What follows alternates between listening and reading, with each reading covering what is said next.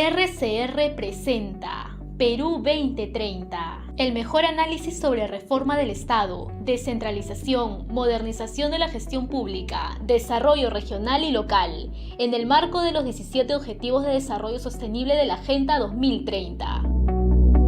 Perú 2030, información, entrevistas, análisis y debates. 8 años poniendo en debate los problemas y soluciones para el país. Perú 2030, con la dirección y conducción de Franz Portugal.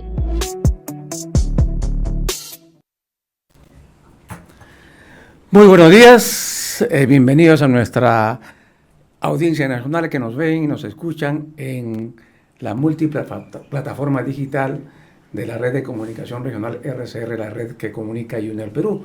Hoy día, sábado 27 de diciembre, última semana del año 2025, estamos con nuestra edición 440 de Perú 2030 en RCR. Hemos cumplido este año 9 años.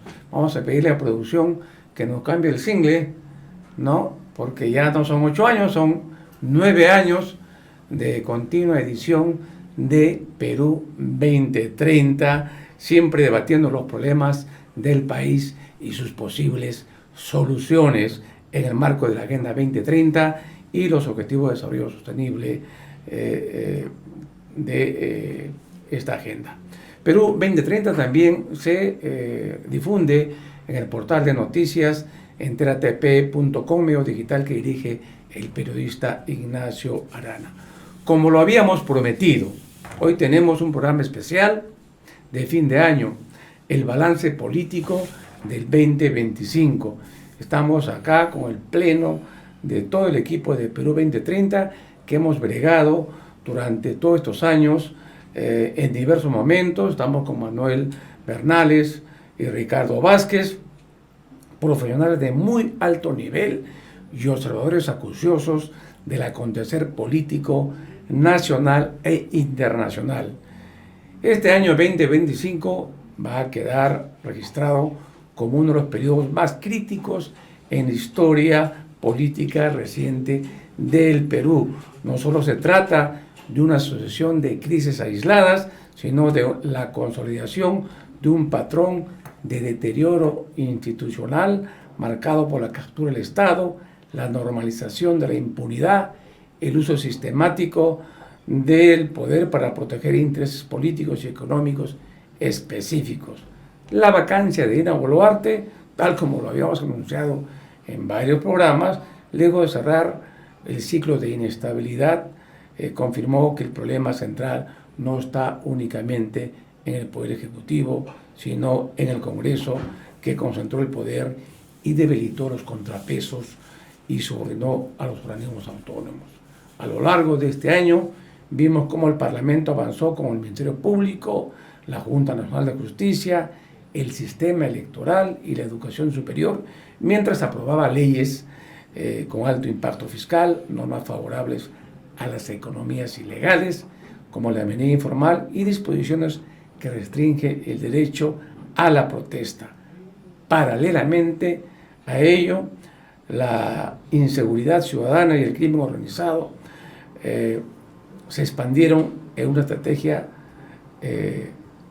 sin una estrategia eficaz del Estado, mientras la respuesta oficial fue cada vez más autoritaria, con represión, criminalización de la protesta social y discursos que han erosionado el sistema y la democracia desde dentro. Este balance político no es solo un recuento de hechos, sino esperamos que sea una reflexión sobre el punto de inflexión en que se encuentra el país, ¿no? El Perú llega a este 2026 en una verdadera encrucijada, como también lo hemos señalado en un programa anterior. No creo que podamos tocar todos los temas en el poco tiempo, porque hay un conjunto de temas importantísimos en el poco tiempo que tengamos en este programa, pero esperamos que podamos tocar lo principal. Vamos a tener breves intervenciones, máximo de 3 minutos de cada uno, para poder avanzar así en tener una visión global de lo que pasó el año 2025 Y al final les pediremos a nuestros acompañantes que nos digan cómo ven el 2026, ¿no? Porque ahorita vamos a empezar con el 2025, ¿no? También hay que anunciar de que la revista digital Apuntes a Lápiz, que dirige Julio Failoc desde la heroica ciudad de Tacna, está a preparar una edición especial de fin de año que va a salir el martes próximo, obviamente con el balance político del año 2025. Ahí estamos publicando un artículo para contribuir al debate político y al análisis de este año 2025. La primera pregunta que les hago a nuestros amigos del equipo de Perú 2030 es una primera impresión. ¿Cómo calificarían el año 2025 para luego ya entrar en materia? Empezamos con Manolo Bernales. Manolo.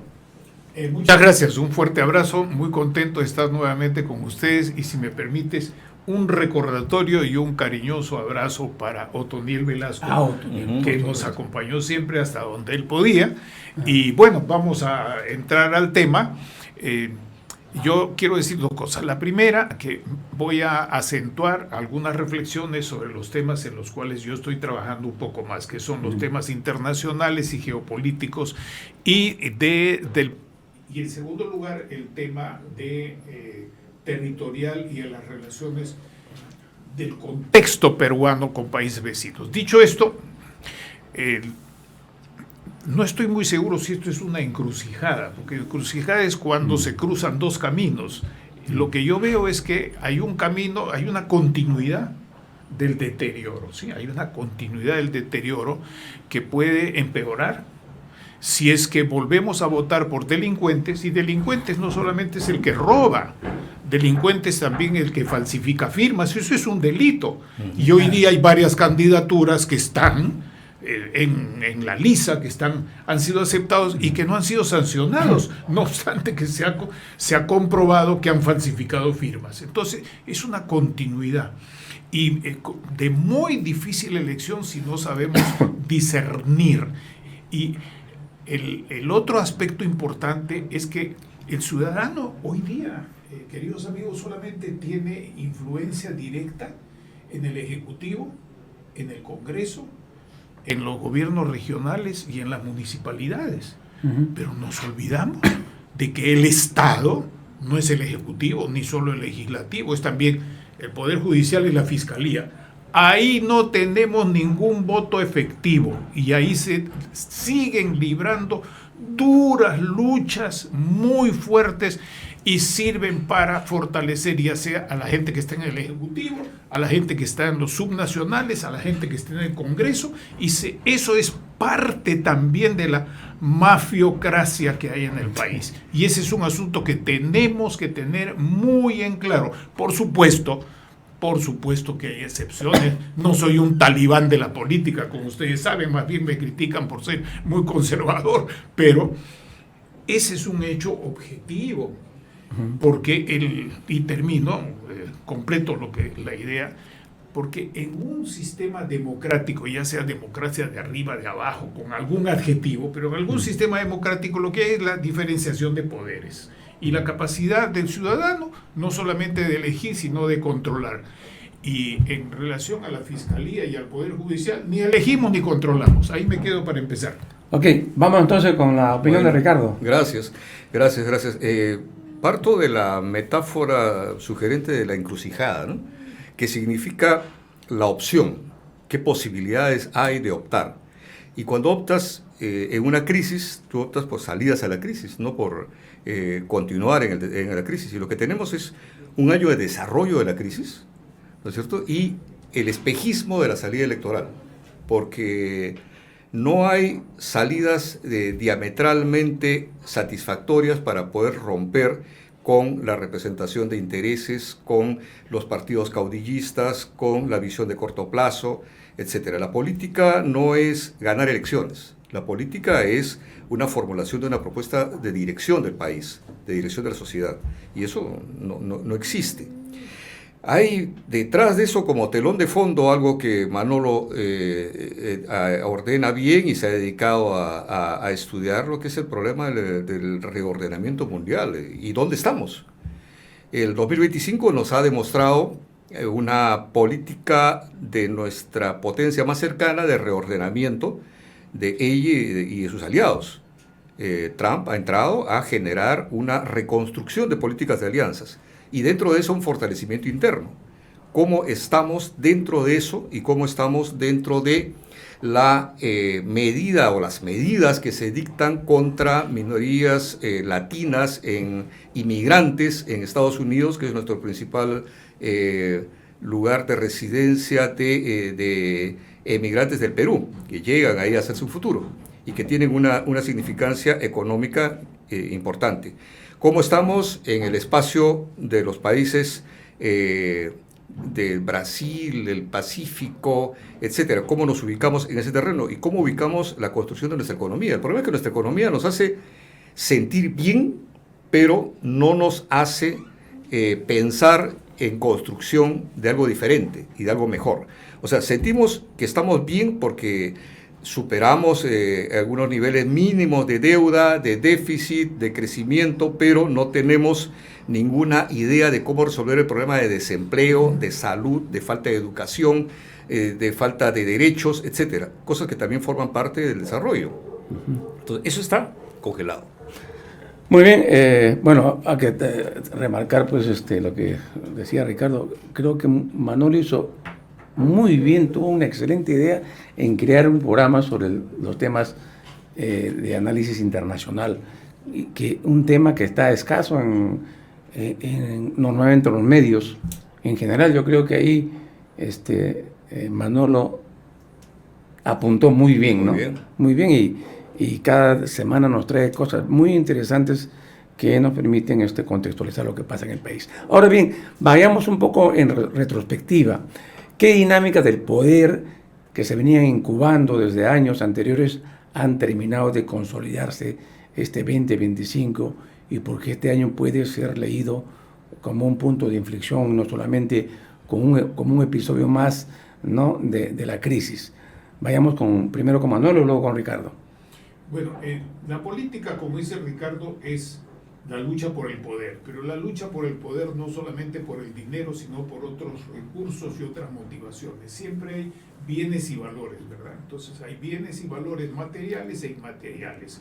Buenos valores en el sentido de estimativas, no en el sentido de lo bueno, sino en el sentido de estimativo.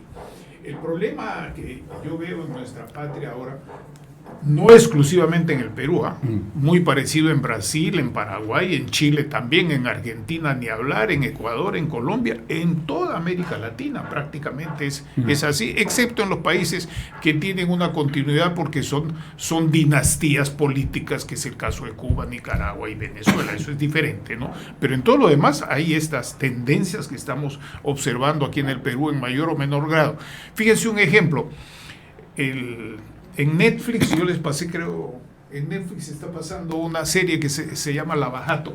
Bueno, Lavajato tiene que ver con las elecciones en el Perú, tiene que ver con Kuczynski, con sus ministros y con la gente que prácticamente ha llevado al Perú a que se le pague a Odebrecht y no que Odebrecht nos pague. Entonces nos hemos olvidado de esas cosas. Ese es un asunto común, no es solamente en el Perú.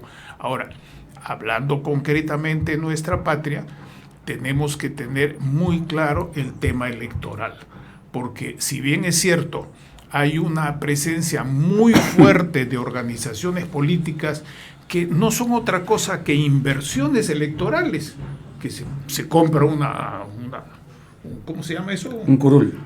Se compra una inscripción. Una inscripción, se junta gente, etcétera, y al final algunos, como veíamos en la mañana temprano, ni siquiera han podido completar la lista. Entonces, eso es claramente increíble, ¿no? Pero eso es efectivamente el tema sustantivo. No hay candidatos.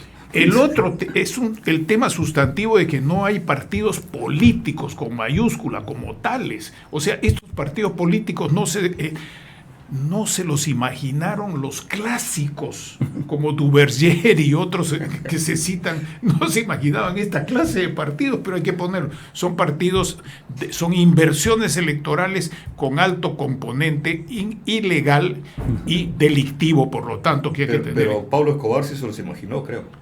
Bueno, también sigue entre ellos, ¿verdad? O sea, la teoría de los partidos políticos hoy día no sirve para nada. Bueno, sirve alguito. Sirve alguito. Sí. Ahí me quisiera quedar porque hay otra cosa más que quería desarrollar, pero para no salir de este tema que estamos tocando. Ahora, un tema que está presente y ha sido discutida, este fenómeno de desaparición en el país, dicen unos, del famoso equilibrio de poderes. O sea, en el Perú ha desaparecido ese fenómeno, o sea, Montesquieu y el espíritu de la ley pasó al olvido, es cosa del pasado, ya ese equilibrio no existe. ¿Cómo ven ese tema, no, Ricardo? Bueno, eso es lo que existe en una democracia institucional. Aquí lo que tenemos es una lucha de inversiones, de inversionistas, en pequeños espacios que cautivan voto, que captan voto, y eso finalmente acaba en deshacer la legitimidad del gobierno. Tenemos un gobierno deslegitimado de Dina y de Gerí, de los dos. Tenemos una pérdida de legitimidad de la representación política, tanto del Congreso, por su encubrimiento, por su defensa de verdaderos intereses en el fondo, como por, como ha dicho Manolo, la inexistencia de partidos, como organizaciones de intereses sociales que discurren formas de solución de estos en el contexto de los intereses nacionales. Como también tenemos, y dentro de esto, un proceso electoral de ilusión sobre esa crisis.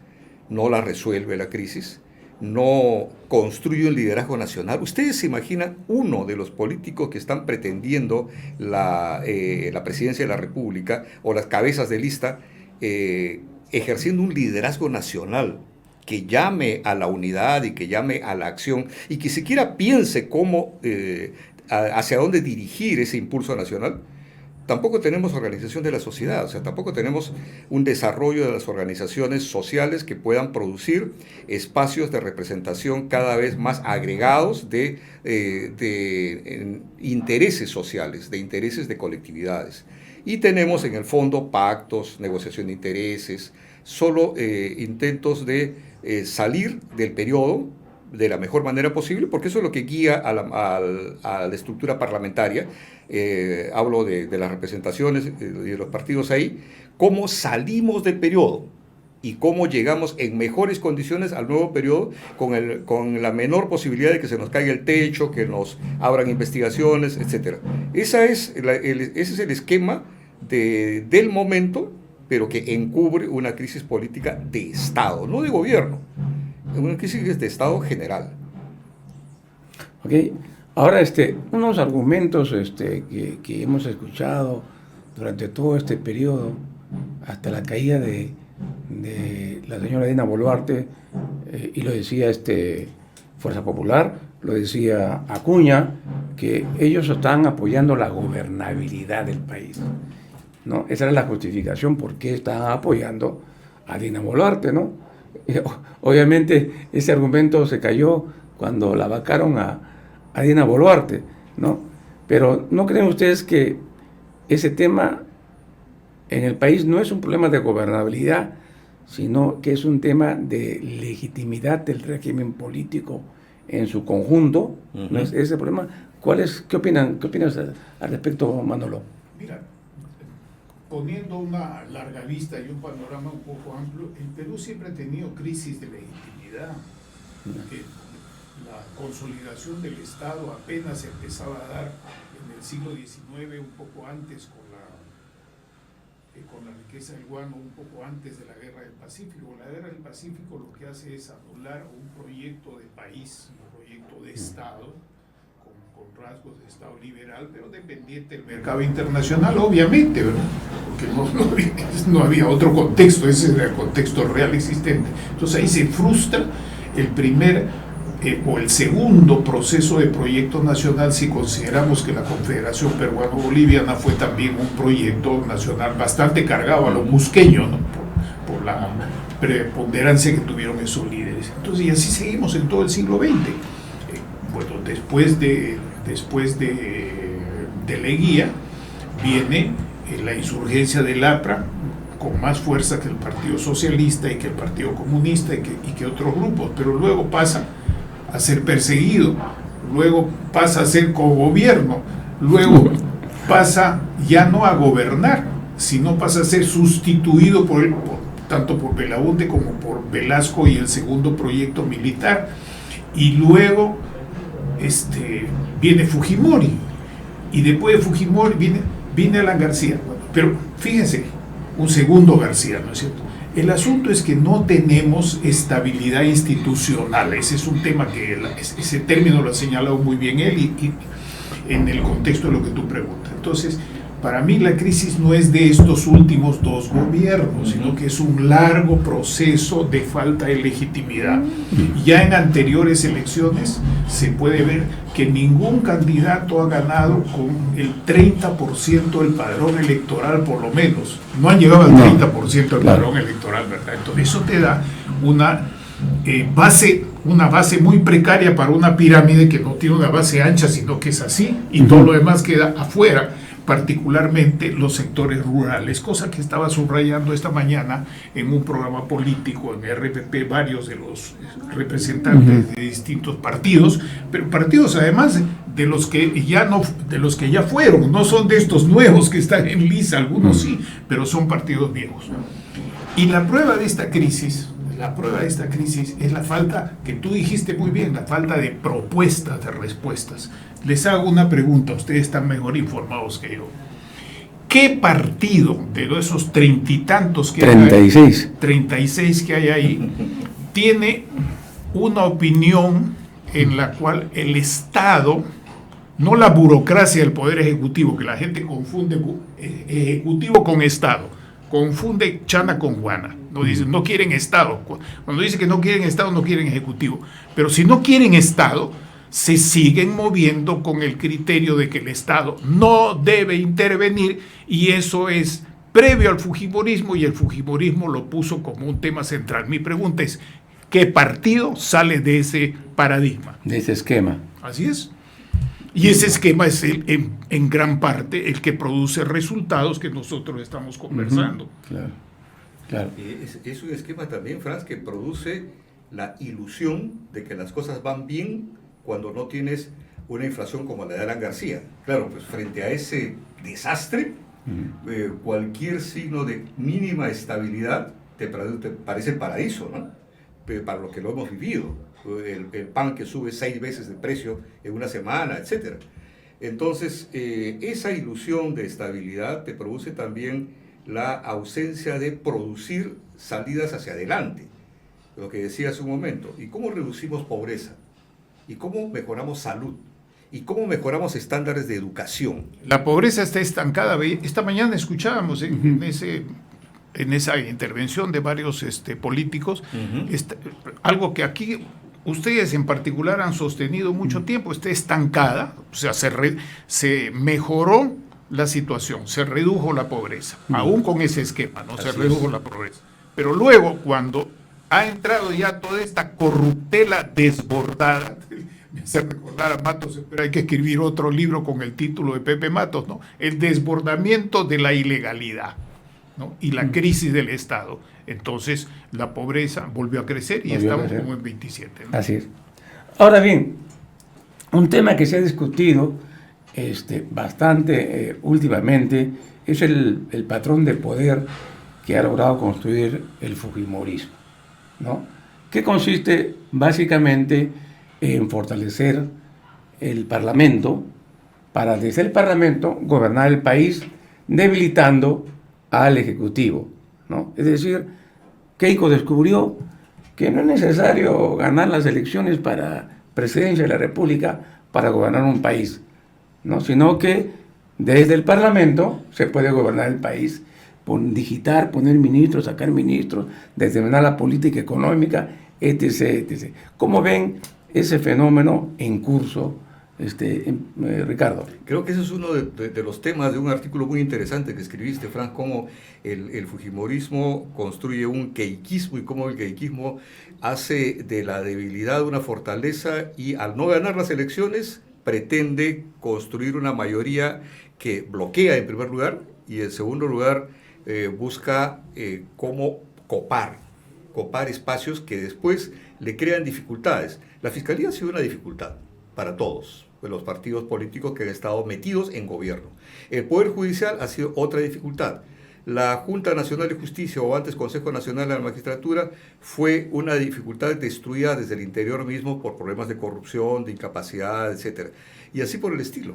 Entonces tienes tú la direccionalidad política a eliminar esos factores de dificultades en la construcción de una hegemonía. De esa manera eliminas al gobernante o lo haces fracasar.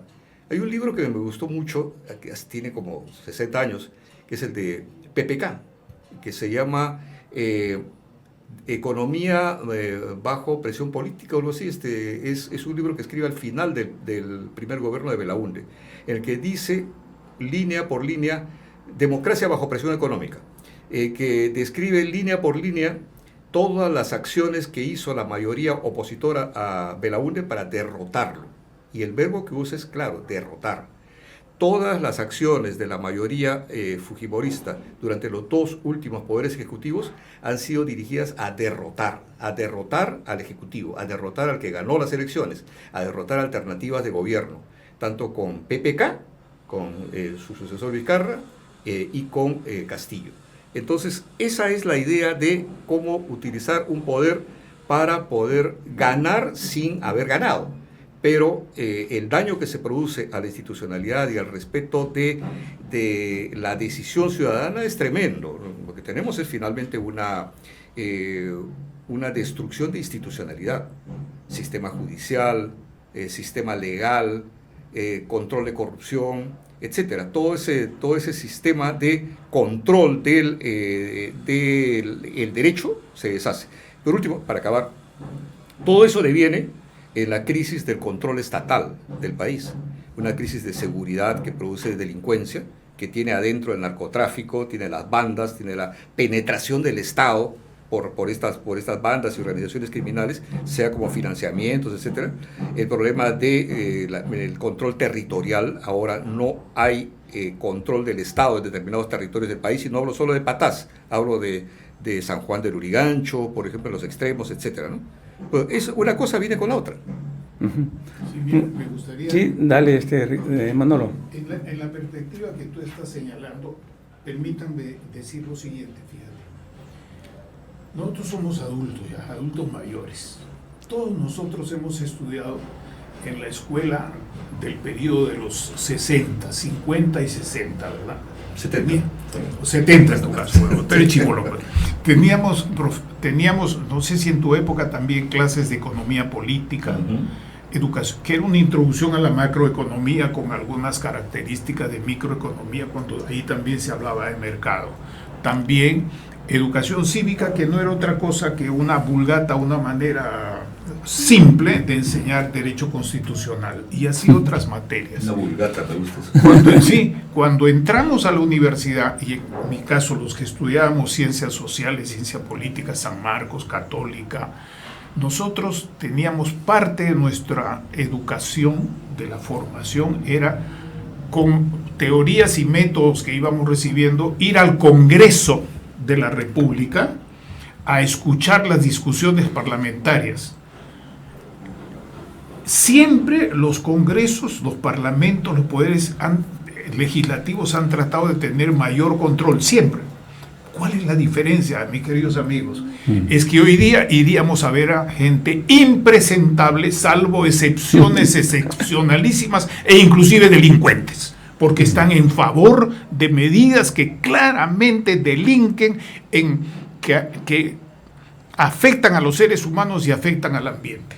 Esa es la gigantesca diferencia que hay. Siempre en los parlamentos está Bertolt Brecht, cuando habla en su libro póstumo, Los negocios del señor Julio César, menciona también el papel del Senado en Roma, ¿no? Cuando la República estaba dejando de existir porque insurgía el primer Julio César. Y bueno, eso era una alegoría de lo que era el capitalismo en Alemania en los años 30. Es una obra en la que se publica estando el muerto. En síntesis, quiero insistir, siempre ha habido esa tendencia. La diferencia está en que hoy día existe una corriente de deseducación en el pueblo, en los dirigentes. Tenemos una deseducación, lo cual es compatible con especialistas. Esa es otra cosa. Compatible con un especialista en ingeniería, en química, en inversiones, en ganar plata en banco. Eso sí, eso nadie lo duda. Pero está el conjunto de la ciudadanía, que tiene que ver con la res pública, con la cosa pública, con el Estado, tiene un proceso continuo de deseducación que se acentuó con el fujimorismo. Eso sí. Y que hoy día la diferencia sustantiva está en que los representantes, los elencos que llegan a esas responsabilidades, seguimos hablando del Parlamento para no ir a la Fiscalía ni al Poder Judicial, me quedo ahí para continuar con esto. La diferencia está en la calidad humana, la calidad profesional y a qué intereses sirven. Ese es el asunto. Mucha informalidad, mucha impresentabilidad de mucha gente que llega ahí. Acuérdese del Congreso cuando fue dominado completamente por el fujimorismo. ¿Qué tipo de personas habían ahí? Sí. Pero eso no ha cambiado mucho. 73. No ha cambiado mucho, ha empeorado. Muy bien, amigos, vamos a ir a la pausa, a la breve pausa de la media hora, y regresamos con ustedes con el balance político del año 2025. Regresamos. Ya retornamos con Perú 2030.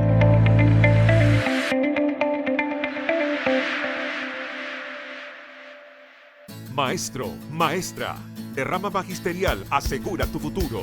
Por menos de 27 soles al mes, recibe tus aportes más intereses al momento de tu cese laboral, además de beneficios económicos para ti y los tuyos en caso de enfermedad y el respaldo que necesitan el día que no estés. Para más información, llama al 219-0200, opción 1, o ingresa a derrama.org.pe.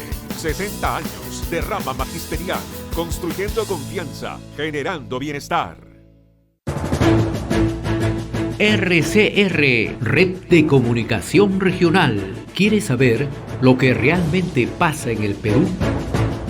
Desde la costa, la sierra y la selva, las voces del país se conectan en una sola señal. Estés donde estés, mantente sintonizado. Ingresa a www.rcrperú.com. En la parte inferior derecha podrás ver opción de TV o radio en vivo. Dale clic y listo. Estarás en sintonía en tiempo real.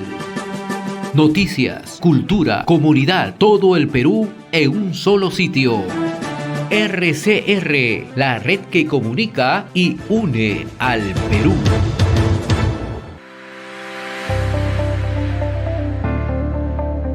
Sigamos con Perú 2030.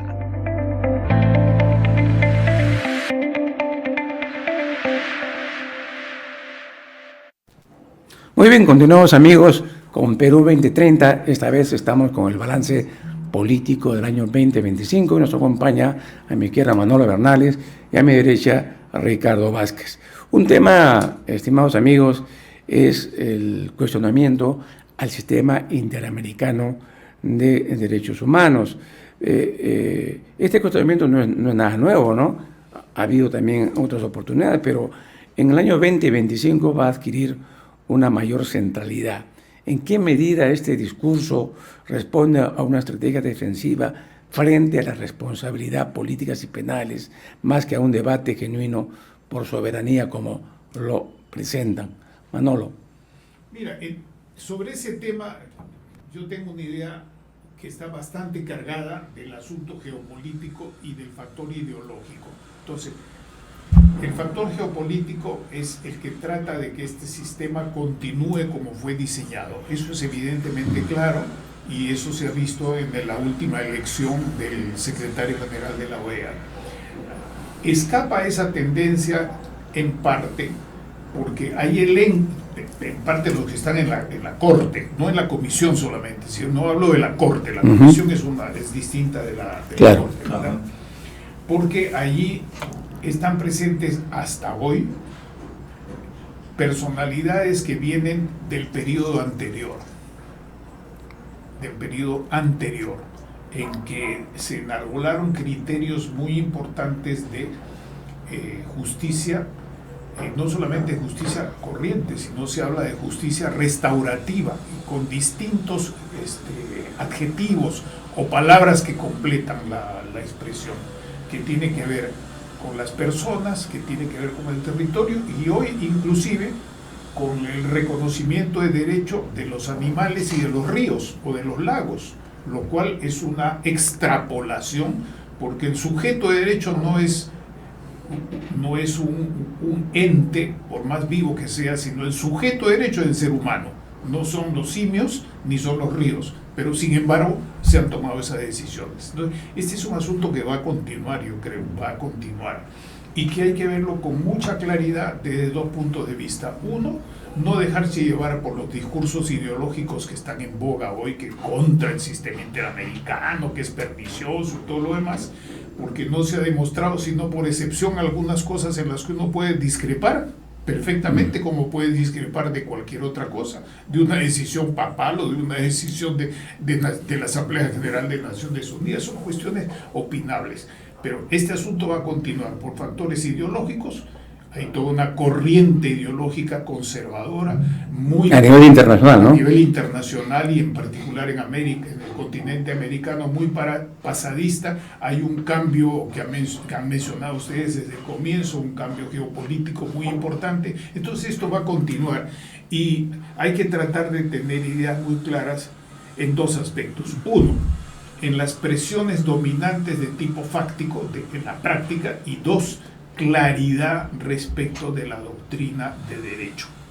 Mientras no haya claridad y haya un champús en las cuestiones jurídicas y de filosofía del derecho, vamos a continuar en el problema. Ricardo.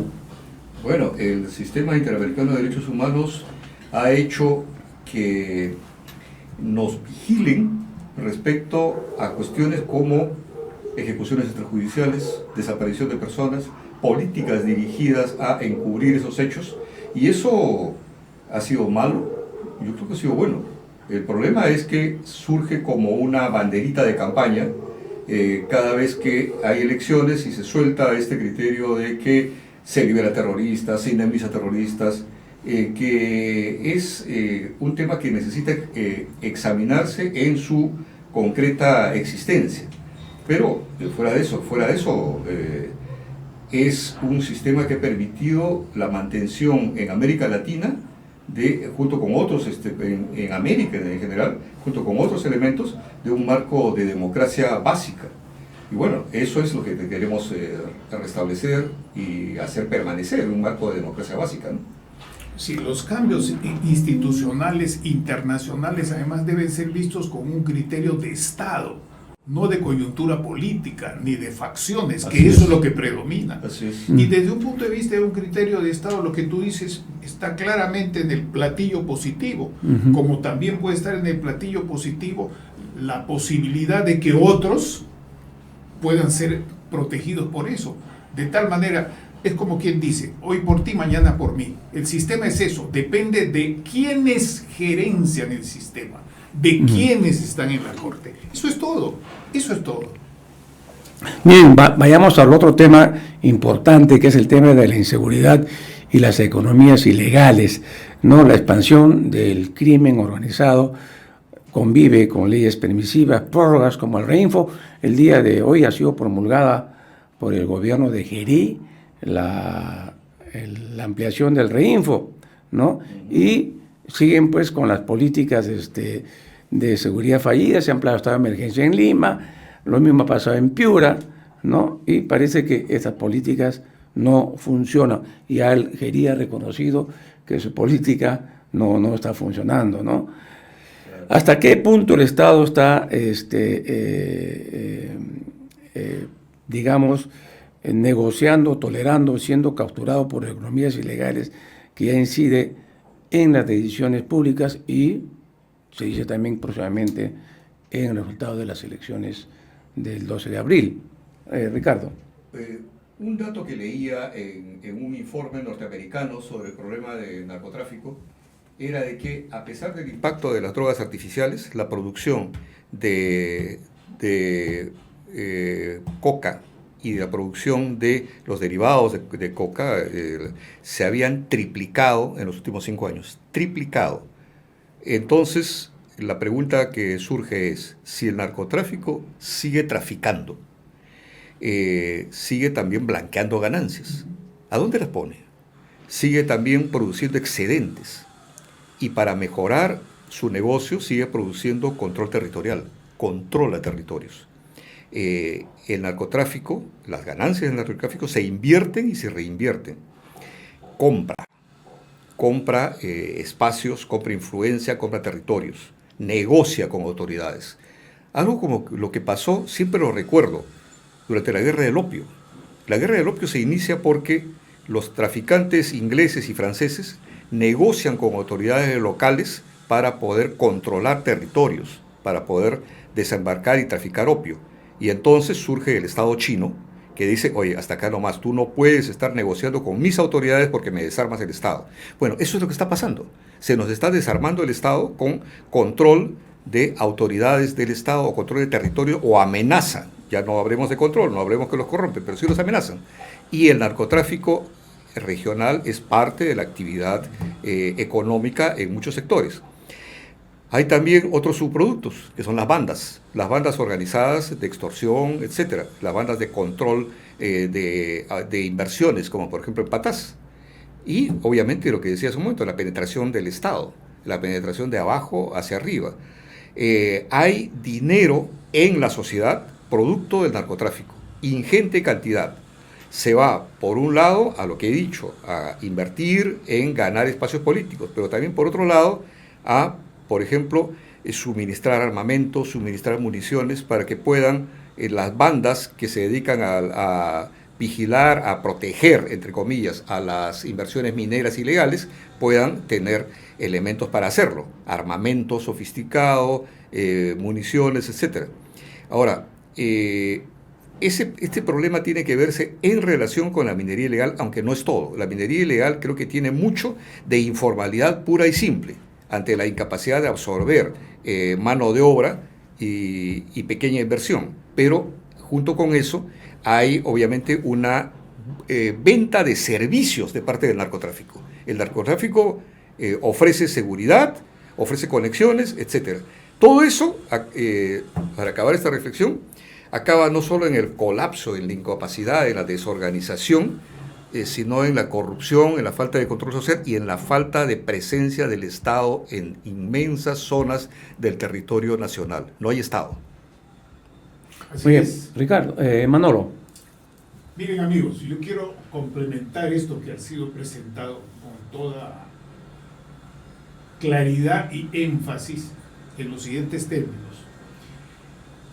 Debemos preguntarnos en las próximas elecciones cuáles son los llamados partidos y candidatos que expresan los intereses ilegales del oro, del contrabando, del lavado, de la producción de cocaína.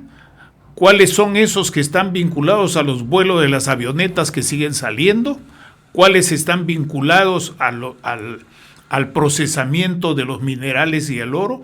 ¿Cuáles están vinculados a los distritos, provincias y gobiernos regionales? Y el problema va a ser, si usted quiere votar por ellos, va a estar dando continuidad a esta situación del país. 2 datos más. La situación actual no es solo el narcotráfico, quiero decir, esta imbricación con las economías ilegales. Hoy día el narcotráfico, más que producir cocaína, que sigue produciéndose, por supuesto, la pasta base y lo otro, en lo cual hay algunos datos contradictorios, por si acaso, que después los podemos revisar, ¿no? Pero hoy día eso sirve para el lavado, y para el lavado de las ganancias del oro. Claro. Segunda idea fundamental, esto mismo es parecido a lo que hay en Bolivia, Ecuador, Colombia, Venezuela, América Central. Es parecido, no es muy diferente. Y México, por supuesto. Claro. México ha tenido 35,000 muertos. Yo estaba el año pasado en México y les he contado que en algunos lugares el control carretero lo ejercen los narcos, no el gobierno federal ni el gobierno estadual. Son los narcos los que tienen el control carretero, y 35,000 muertos, y eso continúa, se consolidó con el gobierno de Andrés López Obrador y continúa actualmente. Aterrizando nuevamente hacia el Perú, nosotros tenemos 11 departamentos que son, excluyendo el área marítima, 11 departamentos que tienen entre 100% de Amazonía y 35% de Amazonía. Eso es una cosa completamente abierta. Y termino señalando lo siguiente en algo que hemos estado conversando antes de este programa y en otros momentos. Si nosotros no tenemos una posición propia, con una buena planificación de las rutas que van entre el Pacífico y el Atlántico, si se enfatiza solamente el asunto de carreteras, vamos a caer en algo que ya conocemos.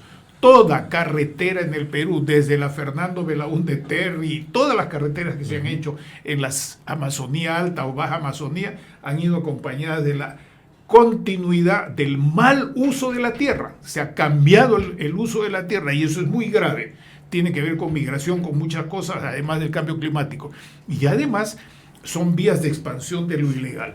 Y hoy día, estamos simplemente escuchando que entre la República Popular China y el gobierno federal, que próximamente entrará en elecciones, del Brasil, están decidiendo qué hacer, y nosotros no tenemos como Estado una posición. De la carretera que van a... De carretera, y otras ya tienen otras vías. Y seguimos Brasil, con noticias propagandísticas en este campo, que se incluye la compra de aviones como que van a supervisar, aviones cazabombarderos como que van a supervisar la Amazonía. No se dice eso, pero eso es lo que se le vende a la gente. Ese es el uso de la propaganda política. Creo que es...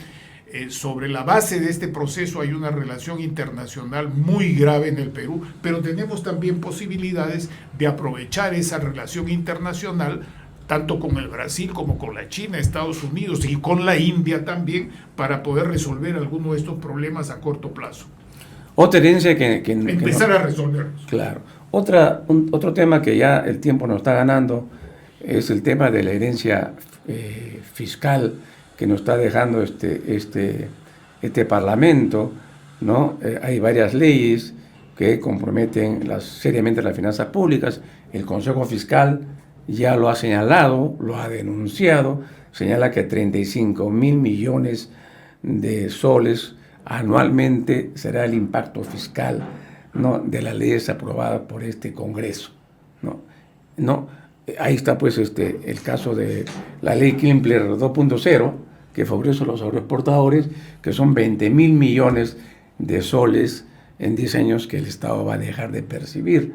Entonces es un grave problema, y el culpable de todo este asunto es nada menos ni nada más que el Tribunal Constitucional, que hizo una interpretación caprichosa del artículo 79 de la Constitución, que señala que está prohibido que los congresistas tengan iniciativa de gasto, ¿no? Ese es el punto. Pero este TC de una norma interpretativa, ¿no?, como decía, la interpretación auténtica, como en el tiempo de Fujimori, ¿no?, que ha permitido de que pues el Congreso se dedique a aprobar leyes, ¿no?, que son gasto público así abiertamente, aumentos salariales, más de 20 universidades nacionales que ha aprobado su creación, y etcétera, ¿no? Este es un tema que sería muy interesante haberlo tocado, porque discutido con usted, pero ya el tiempo nos ganó, porque nos queda para la última reflexión, ¿no?, para cerrar el programa, que es cómo ven el 2026, cómo ven el escenario del próximo año. Ya hemos hecho el balance del 2025, pero cómo ven ustedes, ¿no?, la configuración del escenario político del 2026, que va a tener un hito importantísimo el 12 de abril. Empezamos con Ricardo y terminamos con Manolo Bernales. Adelante, Ricardo. Bueno, un primer problema es el problema de la ilusión electoral, ¿no?, que no creo que sea central para solucionar este curso de acontecimientos. Nadie va a gobernar en función de sacarnos de la crisis. Y la ausencia de liderazgos sociales nacionales. No existen. No hay una generación como la que existió todavía durante la década del 80, de partidos con liderazgos nacionales, con liderazgos de opinión. Bueno, el problema está en qué hacer y a dónde buscar. Yo creo que hay que buscar en la sociedad, en las organizaciones sociales o en las representaciones de intereses sociales, desde lo regional, donde hay reacciones por la incapacidad de desarrollo de la descentralización, en lo sectorial, por ejemplo, en el espacio de choferes, de transportistas afectados por seguridad, el problema de las comunidades afectadas por minería, crisis sectoriales que forman movimientos. Los movimientos sociales como el de los jóvenes Z, que son los sectores donde se han desarrollado ideas de que hay que buscar alternativas, salir a buscar cosas diferentes. Varios de ellos han estado acá. Y en el espacio sindical. Yo creo que fundamentalmente en el espacio generacional y en el espacio sectorial debe empezar a construirse una propuesta diferente de salida de la crisis, porque son los espacios más golpeados. Los jóvenes están viendo que los 60 años que les quedan por vivir, 60 o 70 años que les quedan por vivir, va a desarrollarse en estas condiciones. Y hay que construirles un futuro que no tenga estas condiciones. Y en el problema sectorial, por ejemplo, de transporte, porque tienen cuestiones que resolver en lo inmediato, cuestiones que tienen que resolver situaciones de vida cotidiana. Entonces, creo que esas son los sectores donde debemos tratar de buscar una alternativa de solución.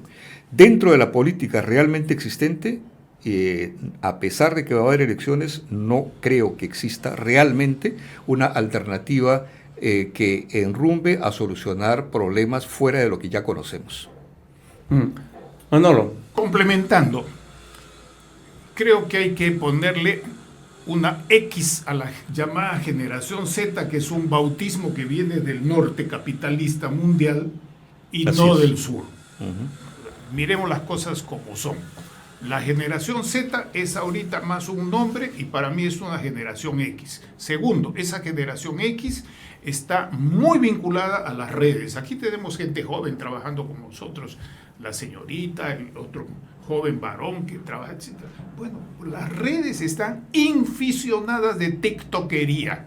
La gente le hace más caso al TikTok que a otra cosa, a la superficialidad y a la apelación al sentimiento, al gusto. Hay toda una cultura ahí que se Hay toda una cultura en ese lado que además no es nueva ni es únicamente en el Perú, es universal y sirve también como los poderes que manejen el TikTok. Ahí hay que incluir a la República Popular China, obviamente, ¿verdad? No solamente Estados Unidos, como quiera alguna gente. Y el otro elemento que es importante trabajar, hay que ver que estos sectores populares, estos distintos sectores que tú has mencionado, tienen también una expresión en lo que se llamó en una palabra espantosa, emprendedurismo. Son iniciativas de sobrevivencia y de buscar salir adelante, que tienen una mayor producción, que hay que mejorar su productividad, que hay que mejorar sus redes de asociación para que tengan mayor valor agregado y compartido. Porque de otra manera nos quedamos solamente en una lucha por la pugna por el excedente y no por la producción asociativa, que es muy importante. Termino diciendo que nuestro compromiso por eso es tratar de desarrollar seriamente esta red y otras redes, y creo que ahí va a estar la clave Ahí va a estar la clave de la campaña, mientras que en otros años la clave estaba solamente en los aparatos de organización que trabajan en el terreno. Hoy día este factor de los media, televisión, radio, pero particularmente las redes, creo que va a ser determinante. Esa es una hipótesis, no estoy prediciendo que sea así, es mi percepción, nada más. Bueno, al final los partidos ya se han inscrito sus listas, ¿no?, al Congreso y al Ejecutivo. Eso terminó el 23, ¿no? Ya el Jurado Nacional de Elecciones ya se ha pronunciado oficialmente sobre las listas inscritas, aunque hay un pequeño problema, pequeño entre comillas, ¿no?, en el partido aprista, que lo comentábamos con Manolo hoy día en la mañana. No hay cuestionamientos de que ha habido malos manejos en los delegados y los candidatos, mejor dicho, que se han incluido en las listas, ¿no? Velázquez Quequén ha denunciado eso, ¿no?, líder importante en el partido aprista, y otros más, ¿no?, este caso, y han presentado ya tacha, ¿no?, lo cual va a ser analizado por el Jurado Nacional de Elecciones. Y como ustedes saben, eso podría obligar a que de repente el mismo resultado que ha pasado con Acción Popular, que salga del juego del electoral el partido aprista por ese tipo de errores, entre comillas, ¿no? Pero yo digo, el escenario electoral de las candidaturas ya registradas todavía me parece nebuloso, ¿no? O sea, en otras palabras, recién va a empezar la campaña. Así efectivamente. O sea, recién se ha bajado la bandera. Y este fin de año ya no creo que se haga mucho. Lo que va a empezar en enero la campaña a calentarse, porque solamente es enero y febrero la real campaña. Y ahí pienso que se va a configurar, ¿no es cierto?, y despejar quienes realmente tienen posibilidades de poder llegar al Congreso, que según los cálculos estadísticos y estudios que se han realizado, solo serían 6 partidos de los 38 que ahorita están en juego. 6. ¿No? Y en este momento mejores probabilidades tienen no los sectores que hemos mencionado nosotros, empezando por ti, que has subrayado claramente. Estos sectores tienen menos probabilidad que los sectores que todo el mundo conoce quiénes son, que están vinculados a ilegalidades. Sí. Ajá. Esa es la realidad. ¿No? Entonces, esa configuración vamos a verla y acá lo vamos a conversar en Perú 2030, ¿no?, cómo va quedando. Y bueno, vamos a esperar, porque el 12 de abril los peruanos sabremos si vamos hacia la democracia efectiva o si vamos al autoritarismo que se ha ido configurando en estos últimos tiempos. Bien, amigos, agradecer a Ricardo y a Manolo por su participación en este interesante intercambio de reflexiones sobre lo que pasó el 2025.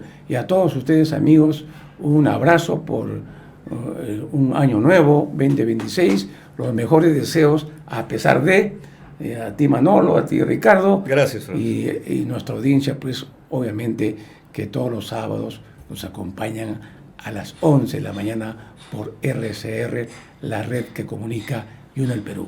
Muy buenos días y un buen fin de semana y un excelente 1 de enero, donde van a festejar ustedes, obviamente, el advenimiento del nuevo año 2026. Nos vemos, amigos, el próximo sábado, mejor dicho, el próximo año. Muy buenos días. RCR presentó Perú 2030. Retornamos en nuestra próxima edición con más información, entrevistas, análisis y debates sobre los problemas del país y sus soluciones. Perú 2030.